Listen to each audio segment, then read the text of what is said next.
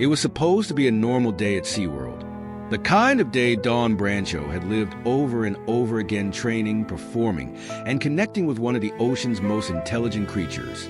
But this day was different. It would be her last. Dawn wasn't just a trainer.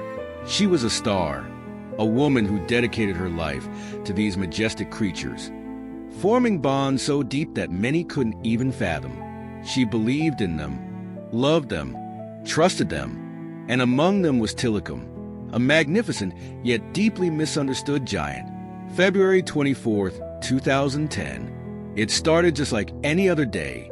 Dawn was performing in the dine with SeaWorld, engaging with Tilikum in a mesmerizing display of human-animal connection. The audience watched in awe. Children gasped and parents clapped.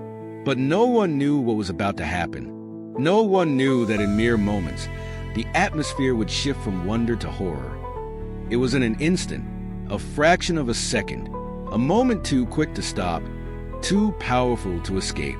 Screams filled the stadium. At first, many thought it was part of the act, but then panic, chaos. Dawn was in the grip of a predator. Tilikum dragged her under. The water churned violently, a battle between human and beast. But this wasn't a fair fight. Dawn never stood a chance. Minutes felt like hours. Trainers did everything they could. They threw food and pounded on the tank's walls, desperately trying to distract the Orca.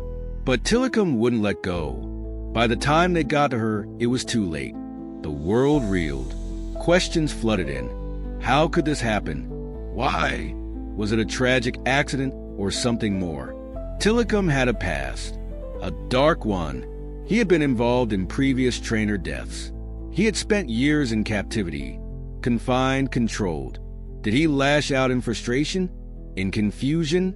Or was this just the instinct of a creature never meant to be caged?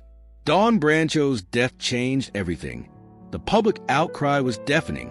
Documentaries like Blackfish exposed the harsh realities of captivity. Protests, lawsuits, and policies. SeaWorld would never be the same.